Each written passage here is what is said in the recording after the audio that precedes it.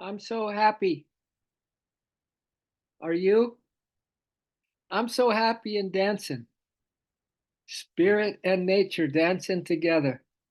Victory to spirit and victory to nature. We're so happy and dancing. Victory to spirit and victory to nature. We're so happy and dancing.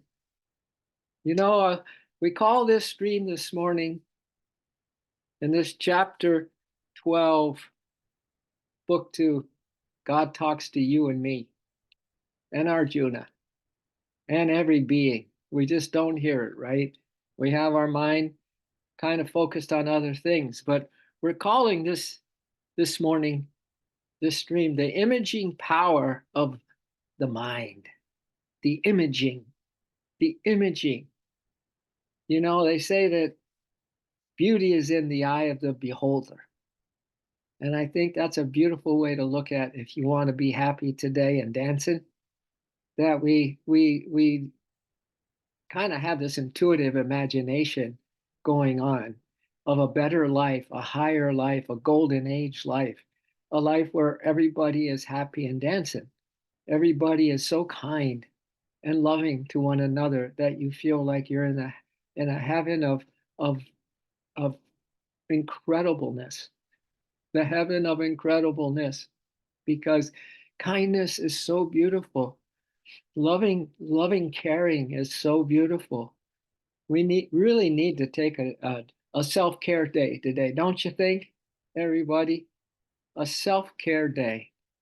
I think that would be magnificent, don't you? All right. So, having said all that, we are going to start on page 842. This is chapter 12, verse 5. And this is what Krishna says.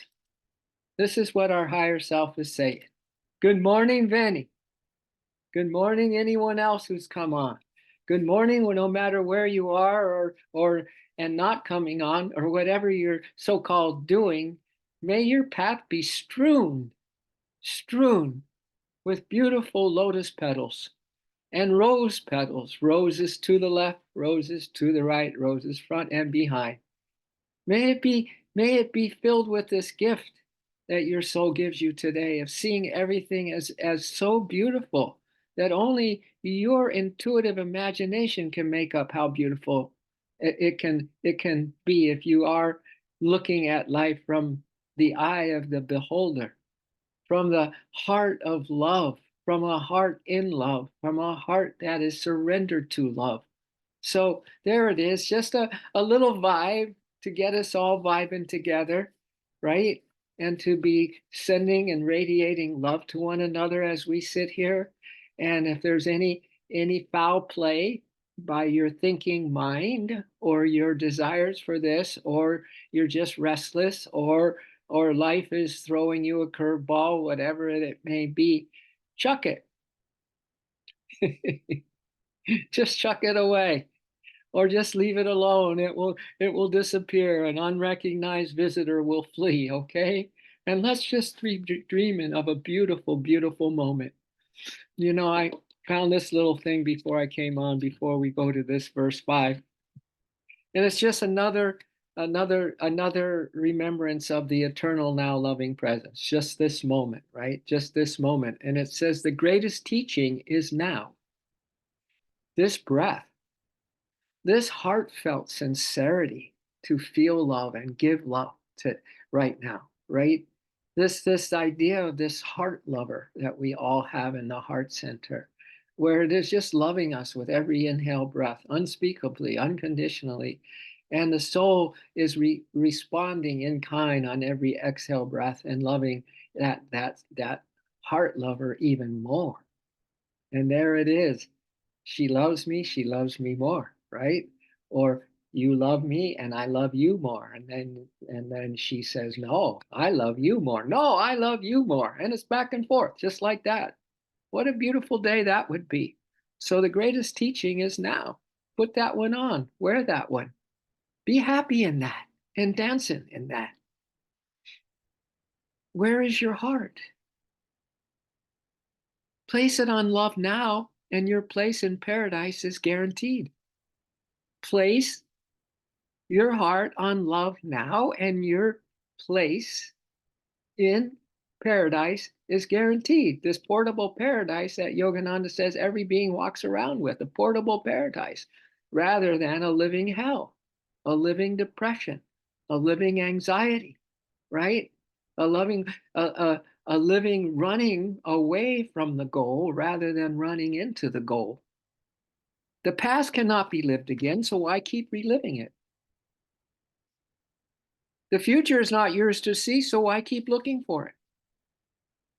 Now is a magical key. Now, my dears, now is a magical key that unlocks the treasure troves of loving presence right here.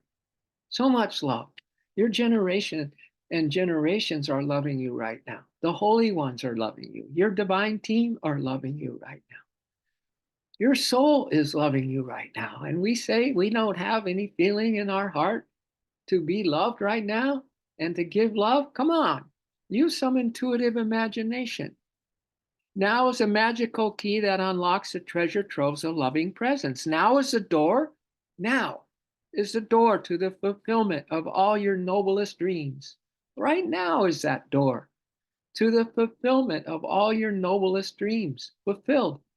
You know, to live with a heart contented and a heart fulfilled to overflow with divine love, unconditional love, that's a portable paradise, isn't it? Let's don't wait. Why wait, oh my soul and spirit, when right now we can meet and melt in the ocean heart of oneness everlasting? Now is an embrace by the infinite oneness. Ah, an embrace by the infinite oneness. Now is a trigger that, if pulled, will surrender you into the arms of everlasting love. Right now, if you're going to be triggered and be surrendered into the arms of everlasting love. Love is no secret to those who love in secret. Right? Love is no secret to those who live who love in secret. In the bower of sacred intimacy, alone with the beloved of your heart, lies the power of this universe. In the bower of sacred intimacy, alone with the beloved of your heart, lies the power of this universe. Love and now are synonymous. Love is power. Love now is love. Hook them up and you blow a hole in the veil separating you from a static love union, right? There is no wall between you and me. It's all an illusion, says Rumi, right? There is no wall separating us. There is no illusion, really. And there is no delusion, really. So what really is true is really important to us. And what is true is the love of the now of this loving presence. That's what's true. Now, in holy communion with eternal love, your soul slips through the hole of duality into the womb of infinite oneness. Now is holy communion of your soul with spirit. With your next inhale breath, receive only love. As you exhale, allow love to do her thing. Nobody does it better. There's something in the way love moves that attracts me like no other lover. You know where those lyrics are from. Now breathe light. Now exhale darkness. Now breathe destiny. Now exhale mortality. Now breathe spirit. Now exhale soul. Now breathe love.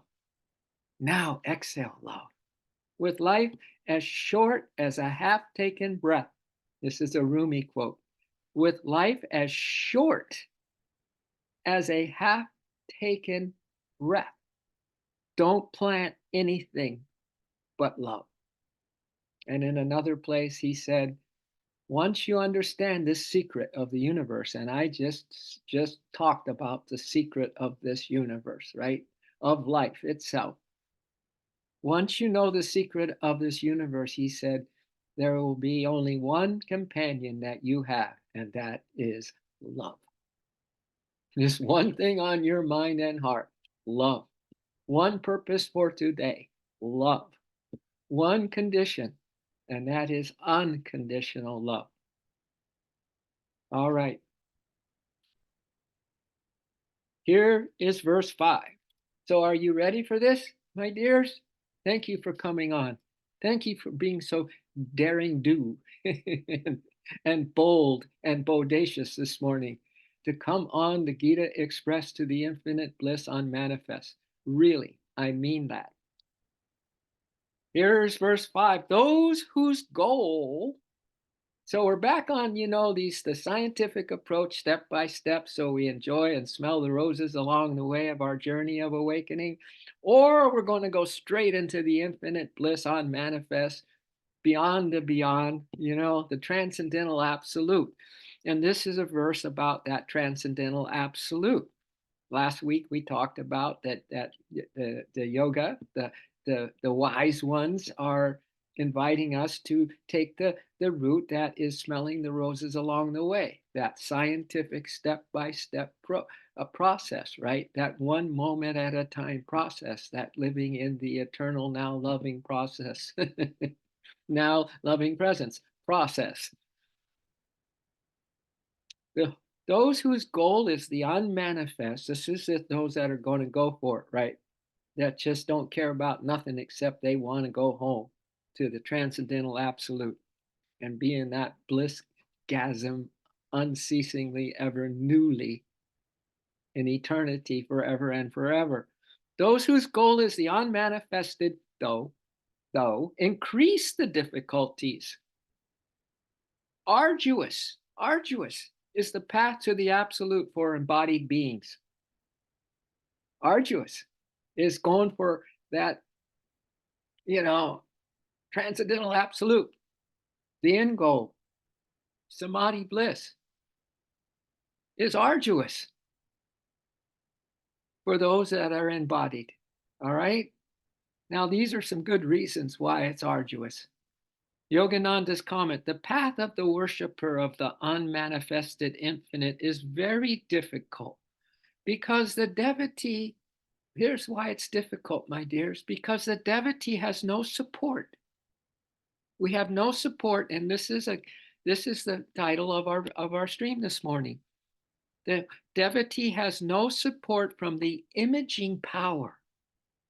The imaging power, this intuitive imagination, this imaging power of mind, the imaging power of your mind. What a gift we have to imagine and intuitively imagine at that.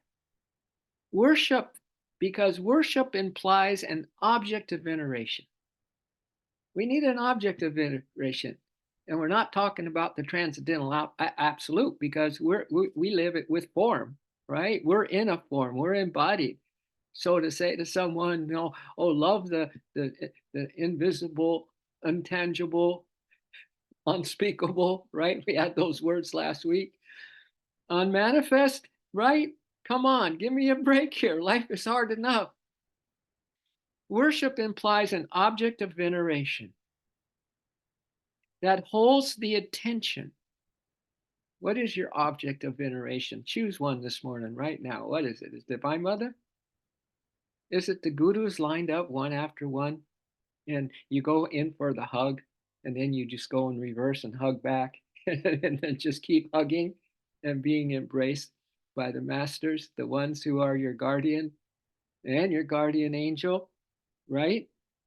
Could you hold your intention on that?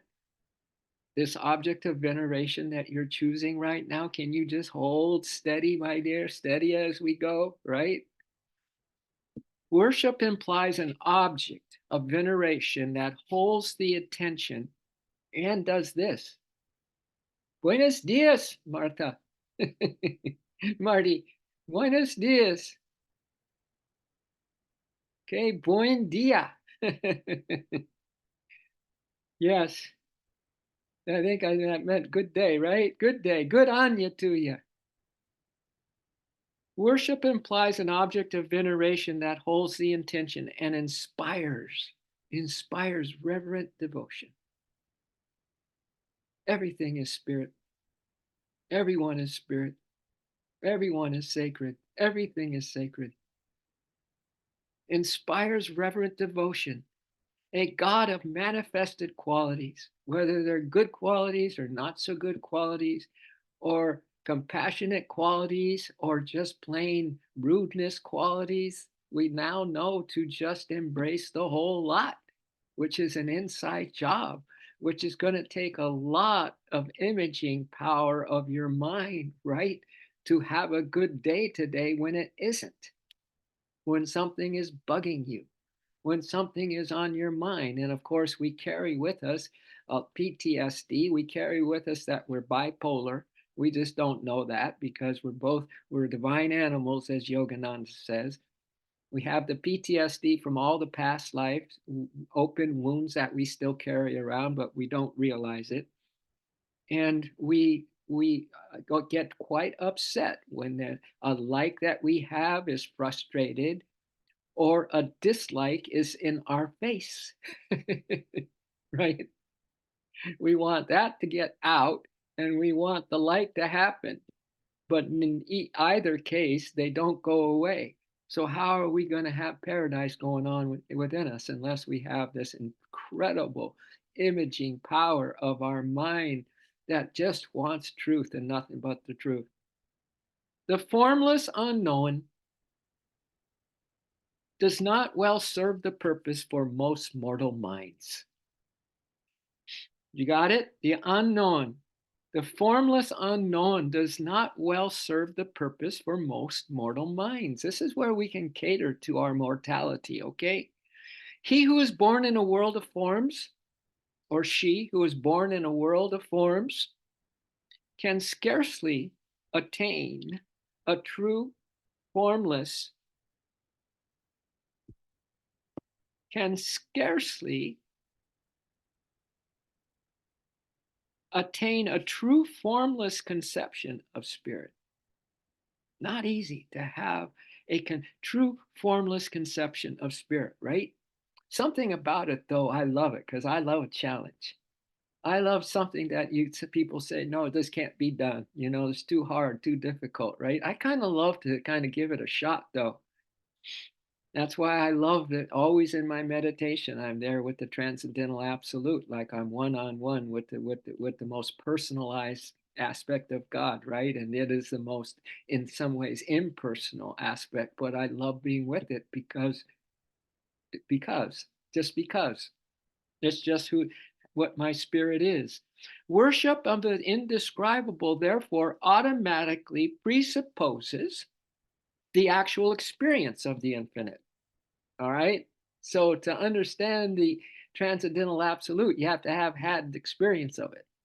Then no explanation is necessary, right? No explanation is necessary because you've had the experience. Only those who are already spiritually advanced enough to intuit the formless Christ, as did Teresa of Avila. She said, I've seen the formless Christ. Arjuna, what was that vision? He saw the formless God. He saw the Lord of creation. So we need to be spiritually advanced enough to intuit the formless Christ, as did Teresa of Avila, find joy in this relationship with the divine. Now he's going to talk about Yogananda, the systematic yogi, the scientific yogi progresses through various stages of divine perception, each one a new thrill, a new experience, something that cannot be had in a world of duality, dream, delusion. So this stages of divine perception, which coax and strengthen. So we have a coach, which coaxes us and strengthen our efforts and devotion. But the fruits of worship on the unmanifested are forthcoming only in the consummate. Those who have had the experience, no explanation is possible. Those who have not had the experience, no explanation is possible, right? Those who have had the experience, no explanation necessary. Those who have not, no explanation possible. So, the fruits of the unmanifested are forthcoming only in the consummate union of the devotee's consciousness with God. And this is talking the transcendental absolute. Worshippers of the absolute must therefore be so intent on spirit that all their perceptions transcend inner and outer limitations. Can you imagine that your perception of the loving presence today? And now, go personal with it, because that's what we're going to be talking about in a minute. Or you go transcendental with it. But imagine your perceptions today, inner and outer limitations are transcended and commingle as the singular intuitive realization of the infinite spirit. Can you imagine just that? No matter what thoughts come into your brain, what emotions come into your brain, what tiredness comes into your brain, what questioning about something comes into your mind, right? Whatever it is, or a nasty email or whatever comes into your inbox, right? That we have still a singular intuitive realization of the infinite spirit. Such transcendent self mastery requires from the very beginning the practice of stringent renunciation and relinquishment of all bodily attachments. Hey, we have it good here. We're not asking anyone to have this strict, this stringent renunciation and relinquishment of all bodily attachment, right? We're just trying to throw the dog a bone a bunch of times every day. And they say in Ayurvedic health regime that you can splurge or binge up to even 15% of your operating power during a single day, and everything would be all right. You could eat some junk, like throwing a dog a bone, and be satisfied with it instead of this complete stringent renunciation from all that stuff, right?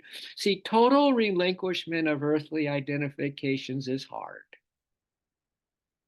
Total relinquishment of earthly identification is hard indeed for a human being, Yogananda goes on to say. The endeavor to do so has given rise to the practice of severe austerities for the purpose of subduing and suppressing the rebellious human nature. So that's what, flogging ourselves because we couldn't get over a human desire around something, right? So we have to kind of practice those kinds of austerities. The yogi, though, who worships a personal God, a yogi who worships a personal God, as Yogananda said, greater than mastery over the whole science of yoga is your personal relationship with God. It's your way, baby, with God. God and you, no one has a relationship like God and you, Divine Mother and you, your soul and you. It's one of a kind. Be unique. Be yourself always. Even if it's on the outside, just a really difficult life, right? You're going through health problems, it seems like endlessly, or you just can't control your desires, right? And you just feel like it's just almost impossible for you to conquer your little self. But when you have a personal God, you can feel the understanding, compassion, and unconditional love on you from that personal God, right? You can feel Divine Mother's arms hugging you. You can feel you're carried in her Moby, just as like a little baby, and your head's on her heart, and she's taking care of every detail of your day, right? Because she's the designated driver of the car of your life. You've heard that before, right? Yes, and thou and I never apart, says Yogananda.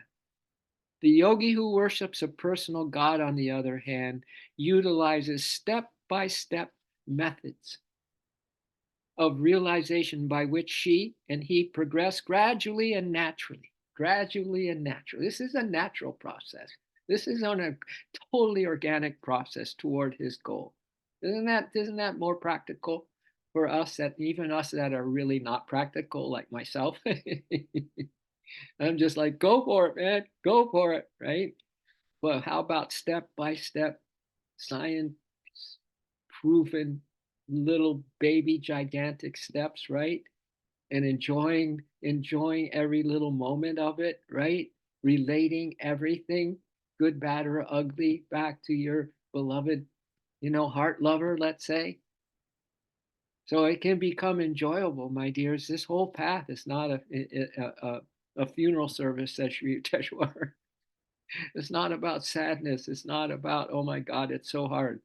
It's about, oh, this is about happiness and dancing. I'm so happy and dancing. The natural method for renunciation of lesser pleasures and attachments is to taste the superior joys of spirit.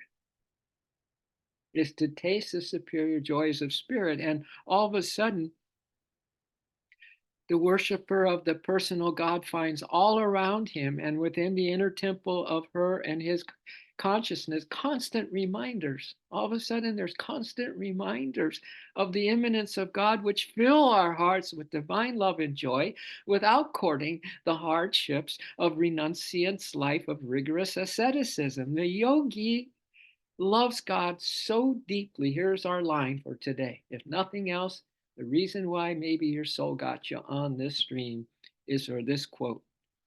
The yogi loves God so deeply that gradually all lesser desires leave him.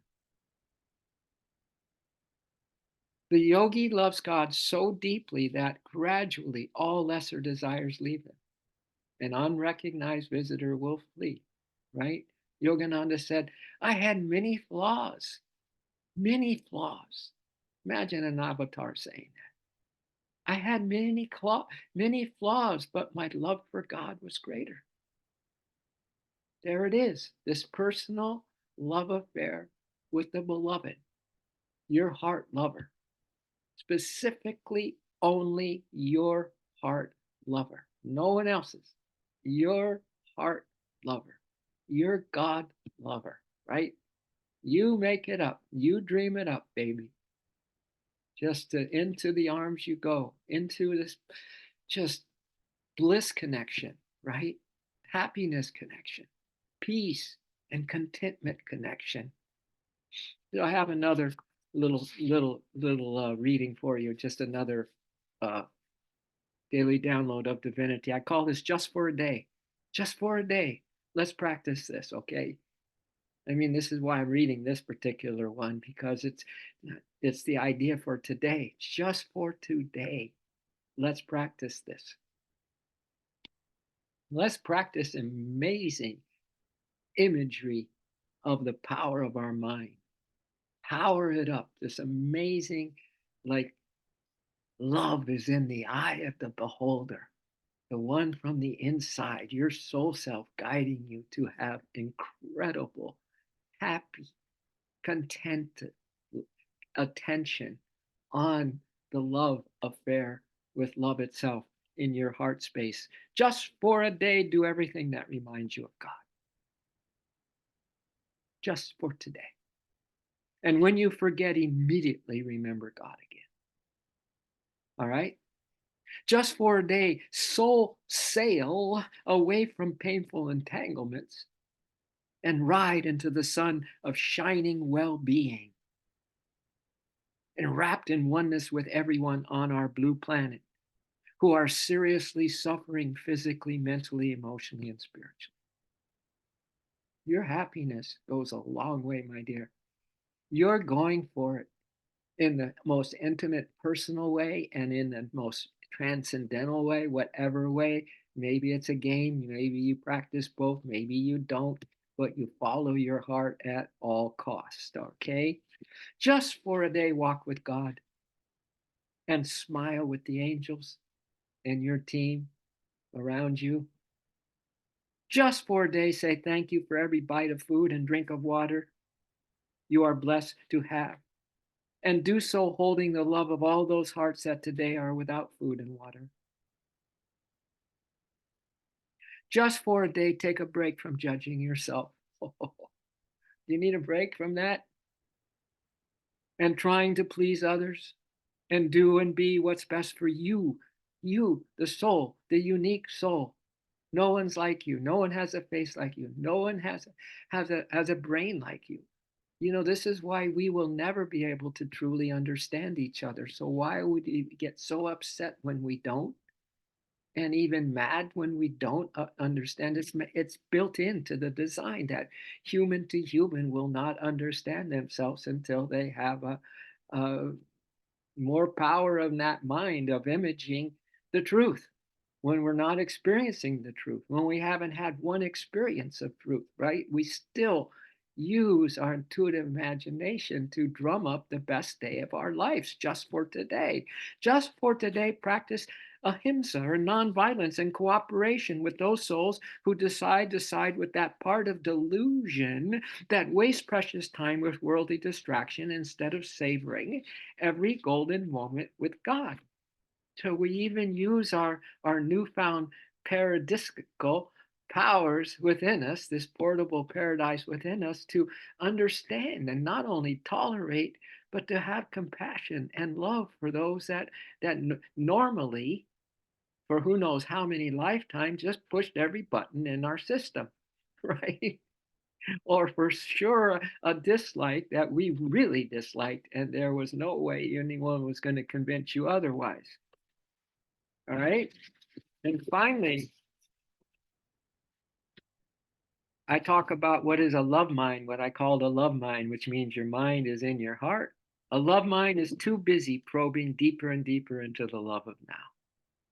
A love mind, right? A love mind means your mind is enconched in your heart space. And it probes deeper and deeper into the love of now. A love mind sees right into the heart of the moment, right into the essence of this moment. A love mind sees true worth, beauty, power, and irresistible light in everything. A love mind. A love mind is divine X-ray of unfathomable love exposing all your soul secrets. Huh? If you love something long enough, you'll understand the secret of life, which is what? Love. A love mind is a divine X-ray of unfathomable love exposing all your soul secrets. You love something long enough, it will show you its secrets. A love mind is an ocean of presence you love spending eternity with, an ocean of presence that you love spending eternity. Eternity can be experienced in a moment, in any given moment, because eternity is this moment, just this one, just this one, just today. My love mind bows to your love mind, my dears. And Yazrumi says, look past your thoughts. Look right past them. Because you have an image of an amazing experience, a love experience that no one else can have, just you and the one beloved, right? Look past all the thoughts so that you can drink the pure nectar of this moment. Another Rumi quote. All right. So we left off when we had this sentence that I said is the keynote for today. The yogi loves God so deeply that gradually all lesser desires leave him. So these are the practices that lead to those unrecognized visitors will flee organically, naturally, or just totally, just like it's as natural as supernatural can be, okay? It would seem, therefore, that God likes the personal relationship with the devotee. For God makes it easier for the seeker who sees the divine immanence in creation and concentrates on God as the Heavenly Father. Right? My Father and I are one. Success and joy. My Father and I are one. Success and joy. My Father and I are one. Success and joy. My Father and I are one. Success and joy. Success and joy. Success and joy. My Father and I are one. Boom. Success and joy, my Father and I are one. Drum. My Father and I are one. Drum. My Father and I are one. Success and joy, success and joy. Success and joy, success and joy, success and joy. See, you can't have that kind of giddy, fun, you know, dancing, happy and dancing if you're too rigid with yourself. If you're going for, going too far, too fast without enjoying the science of being present with the presence. That's a science. That's the Raja Yoga science right there. Being present with the present. And this personal relationship makes it easier for us, my dears, and we see divine immanence in creation and concentrate on God as the Heavenly Father or the Cosmic Mother. As Yogananda said, Divine Mother, Divine Mother, I am thy little babe, thy helpless babe, secretly sitting on your lap, secretly sitting on your lap of immortality, on your lap of immortality. I will steal my way to heaven, secreted on your lap, in the shelter of your lap. I'll steal my way to heaven. See, we don't want to, sidestep this little practice, do we? The Divine Mother secreted on her lap, in the shelter of her arms. We steal our way to heaven. She does all the work. She carries us. She carries us to in life. There's nobody does it better. There's something in the way she moves me, right? We don't operate ourselves. And I was just watching my Pyrenees doodle breathing this morning because they jump up on my bed, the golden doodle and the paradoodle, right? And I just watched her breathing, and her little belly's going up and up and up and down and up and down, and I'm going, God, who's operating her? Who's operating her? And then I thought about humans. We go about our day completely oblivious of the operating force that is in us, giving us the ability to go about our day to day, right? To move. I mean, it's no joke at all. It's a miracle. It's a miracle in motion, a miracle in motion. So we have the Heavenly Father, we have the ability to go into Divine Mother's arms or on her lap, or Divine Friend. Oh, divine friend, as Yogananda said, and I made a tune. Let those who are my own, let those who are my own, come to me, come to me, come. Finding them may I perfect our friendship, perfect our friendship, and find friendship with all. And find friendship with all. Thus may I find thee, my one divine friend. Thus may I find thee, my one divine friend, my one divine friend. Yeah, right? We don't want to give up that beautiful intimate see with the divine friend, do we? And this is Hafiz is that's why he says, let's go to the tavern and just knock some down with the friend, capital F, right? Let's go and knock them down with the friend. Let's just get drunk and high on the divine. So we don't want to pass that up for the transcendental absolute, right? This is what Yogananda means, that there is a personal element in your search for truth greater than mastery over the whole science of yoga. Everyone's are so busy about from an intellectual place or from just doing. You got to do it. You have to perform. You have to get her done.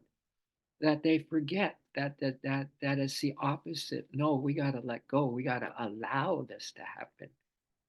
No force job on this one. We have to allow God to be dancing through us and smiling through us, complete surrender of our ego tendencies and proclivities, right? Complete surrender and ignoring them so that they die of starvation, right? They no longer hold any kind of power over us. So we have the Heavenly Father, Cosmic Mother, or Divine Friend possessing human qualities. And it's perfectly okay to put human qualities on the divine. That's the message of this morning. That's the message so far of this Bhakti Yoga Union through Devotion. Chapter 12, right? This is the personal element. Yogananda brings that to the West like none other has brought it to the West.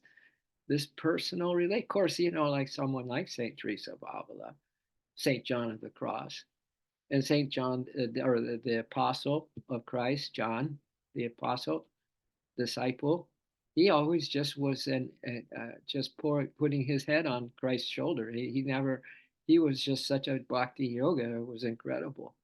He never left the side of Christ, just like Mary never left her let her eyes get off Christ, whereas Martha was busy doing a lot of projects and getting ready the food for the people who were coming to be with the Christ, and in a little celebration of something. But he told Martha, he said, Mary's chosen the best part of me, just being with me, and I with her, right? You're doing the task, so you're in love with the tasks, right? You're in love with the performance, the service to me, but she's in love with me, not the service. And from being in love with me, she's serving me the highest and the best way.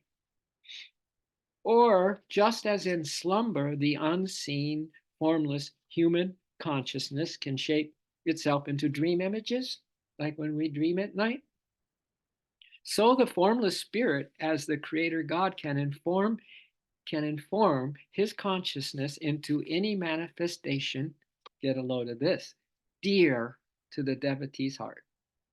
What? Look what you can dream up today. Look at what you can picture with this power you have already innately endowed from spirit. This power of imaging spirit, God, this personal aspect of God, and your relationship with the divine lover in your heart. A heart lover, intimate heart lover, is always, every beat is beating in your heart. More love for you, more love for you, more love for you, more love for you, more love for you, more love for you. If the devotee's Ishta, that's the object of worship that you choose you want to have, sky's the limit. If the devotee's Ishta is, let's say, Christ and Krishna or Krishna, the Lord will assume that concept. All such aspects are in no manner a limitation of God to that form. It doesn't limit God to that form.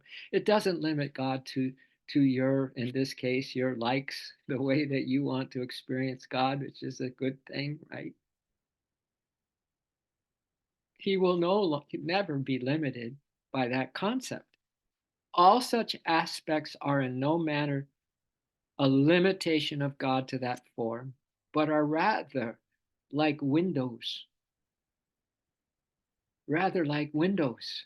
These concepts that we have, this power of imaging, this power, the imaging of the power of the mind, right? They are more like windows opening to the infinite spirit. Windows. You can just look out the window to this vastness, right? To this global, beyond, galaxies upon galaxies. You can't image enough. You can't picture enough things that make you happy and dancing today. And really mean it, right? Or maybe you just need to snuggle. Maybe you just need a timeout, and you just need to snuggle with the holy ones, right? You go to the green pastures with the masters, right? And you just completely imbibe their deep peace, their deep peace, the Mushin mind, the perfect stillness, right? And the and the resting, just resting today in peace, in true peace. And you're just being held by this divine consciousness, right? Wow, just for today, just for today. Do you need to take a break today? Do you need to have some relief from the grief today, from the being bipolar and the PTSD?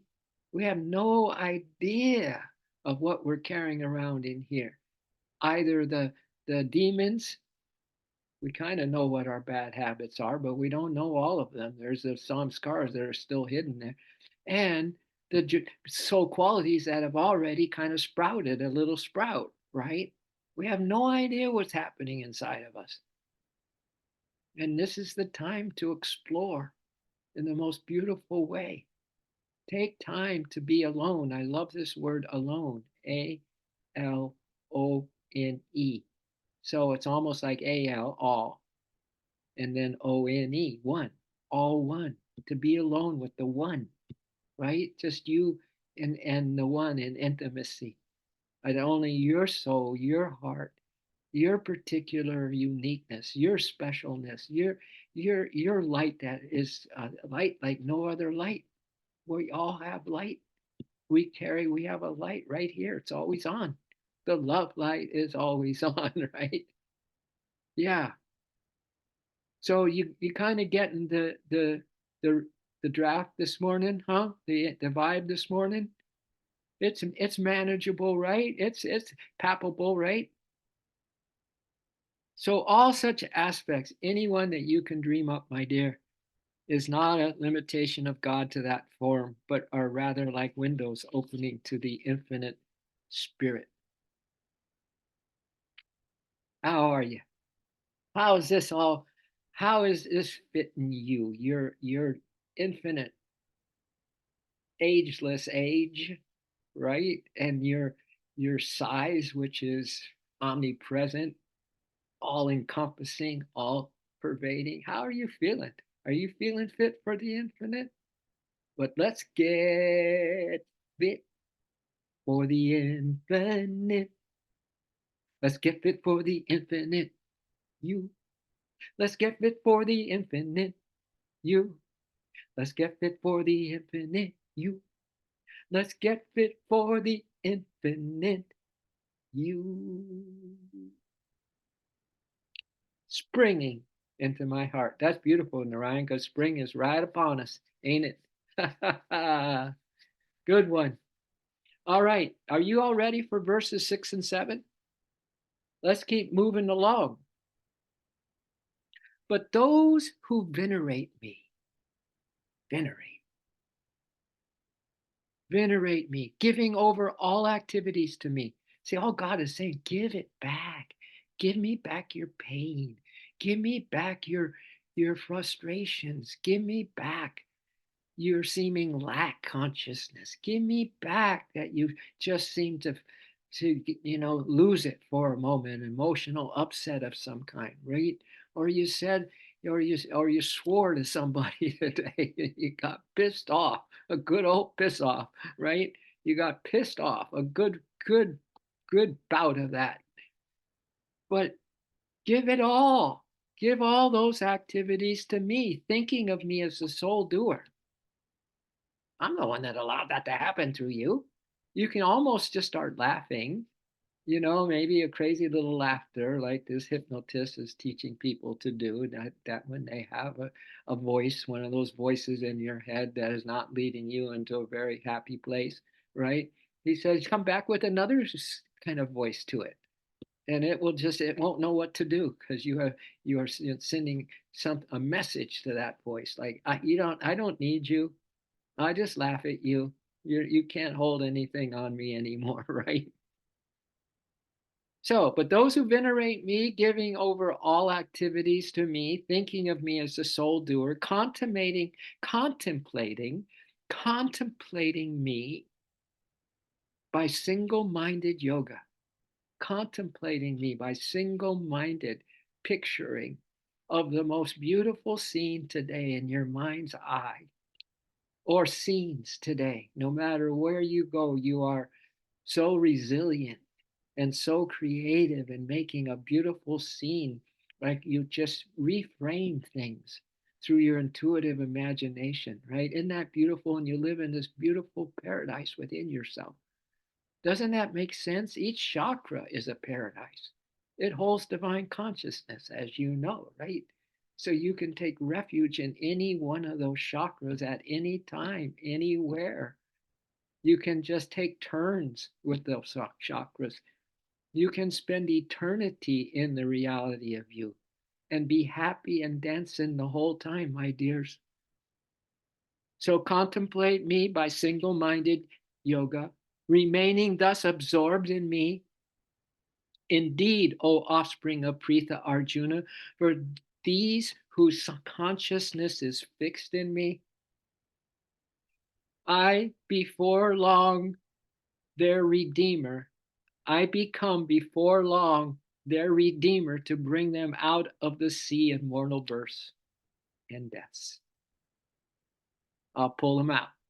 I'll pull them out from this, uh, kind of this fun zone, kind of scary fun zone at that, right? Horror shows at times. I will pull you out from all of it, and you and I will be dancing and super happy together and in the joy and sharing unequivocally the deepest desires of our heart, the deepest longings of our for so many lifetimes not having fulfilled this greatest need we have to be fulfilled in love and to be filled with light and to be filled with truth and nobility and all these beautiful things, right? I think it's been a long fast that we've had from truth, don't you think? Don't you think you've had a long fast from truth? And now it's time to just see everything as the most beautiful, see everything as the perfect thing to be happening at any given moment, whether you're in good company, bad company, right? Loud company or quiet company. You're getting what I'm saying. So this is what Yogananda comments. Again, Sri Krishna refers to the devotee who, through scientific yoga, worships the manifested God, who worships the manifested God in any and all types of concepts that you can form about it, who you worship. Isn't that beautiful? And don't worry, you won't be making one of them sad, one of your concepts of the ishtas that you love to venerate, right? You won't be making because it all goes to the one anyway, right? So don't worry about that. Some people worry about that. Oh, I was loving Krishna and Christ might be getting jealous. Or Yogananda might be getting jealous. No, it all goes to one place, my dears. In deep devoted meditation, concentrating on God as the sole doer of all life-giving actions, the yogi suspends outer and inner sensory motor activities of body and mind, suspends it. We just suspend the ridiculous, we suspend the delusion and the illusions and our upsets, we just suspend it. Outer and inner sensory motor activities of body and mind, dissolving their outgoing vibratory force, the ones that are just driving us outward, away, further away from our goal, which is inward driven, right? We're soul driven to be in the heart space, the mind, the love mind, the mind love, the love mind, right? That's where we need to have our anchor. That which is changeless within us is in the heart space. So we dissolve all outgoing vibratory forces within us into the pure consciousness of spirit whence they have come. By quieting the heart through the practice of Kriya Yoga Pranayama, by quieting the heart, through practice of Kriya Yoga Pranayama, life force control, the yogi disconnects her mind not only from senses but also from the disturbing activities of breath with its 21,000 daily inhalations and exhalations. 21,000. This according to Yogananda. I bet he's pretty close to the right figure there. Because we don't realize that the breath is, they're breathless on the other side. You're breathless in your true nature, right? There is no breathing. Breathing, if you put earplugs in, you can. It's loud. It's loud. It's like being in a wind tunnel. So we're not even disturbed by 21,000 daily inhalations and exhalations, each one considered by yogis to be a birth and death. With freedom from the bondage of breath and sensory perceptions, which tie the consciousness to the body, the yogi dissolves. This is beautiful. The yogi and yogini dissolve their ego into the blessed soul. We dissolve back. We just like into this little water cup of the divine elixir, Amrit, right? We just dissolve all the ego stuff into our blessed soul, our true spirit nature. Having attained soul perception, because you can't go straight to spirit, you have to become one with your soul. So, having attained this soul perception, the yogi continuously realizes the omnipresent spirit behind all individualized souls. Hello, beloved, I'm so glad to see you. And all manifestations in nature. Beloved, I'm so glad to see you. He ever remains absorbed in God by this single minded union, by this all powerful picturing or this picturing power of your mind, right? This picturing, this intuitive imagination of your mind, you become single minded about this union and oneness with God. Okay, I'm just going to give you one since we talked about breath a little bit. I'm just going to conclude this morning with a daily download of divinity that is all about the breath. And I called this, let me just give you a little sampling of it. Wow, it's long. It might be too long. But anyway, I call it Don't Mess with Stress.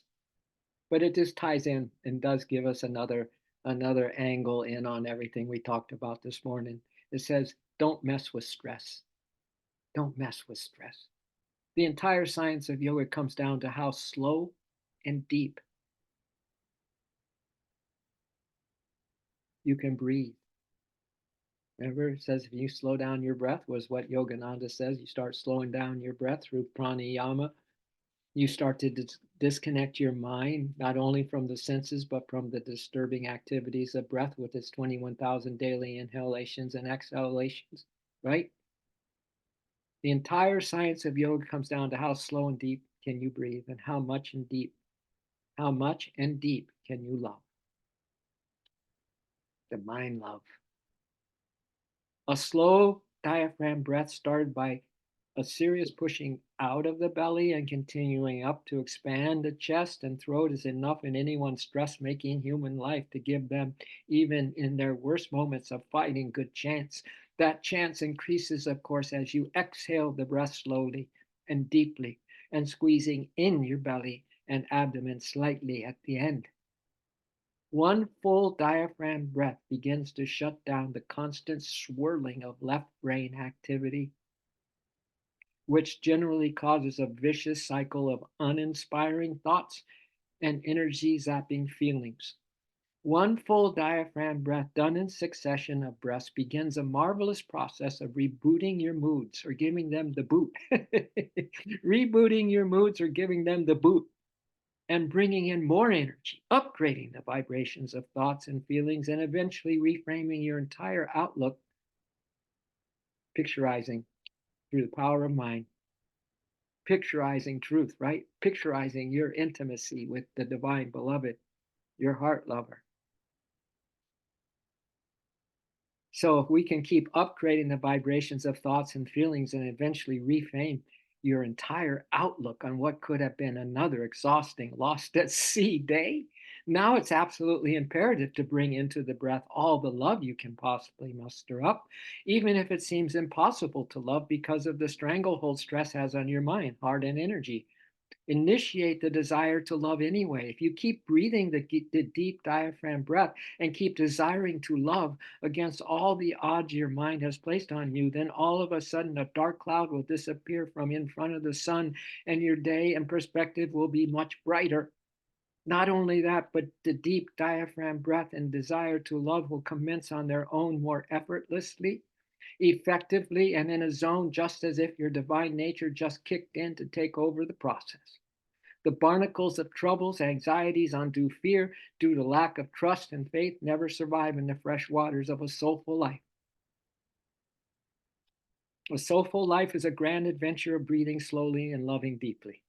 It is a magnificent opportunity to give your burden to Divine Mother. We talked about her just a minute ago. Thank you, and thoroughly enjoying her carrying you the rest of the way. A soulful life brings you to a new awareness of your total dependence on Source, the humble practice of continually asking for help. A soulful life begins with breathing slowly and loving deeply. Don't mess with stress. Breathe. The universe is taking care of everything else. And so it is. Aho. You're welcome, Vinny. You you are such a beautiful soul, my friend. Narayan, beautiful soul. Lisa, Cheb, beautiful souls. Marty, muy bonita soul. All right. And anyone else who came on this morning. All right. Blessings. May the blessings be. Just enjoy a breath or two.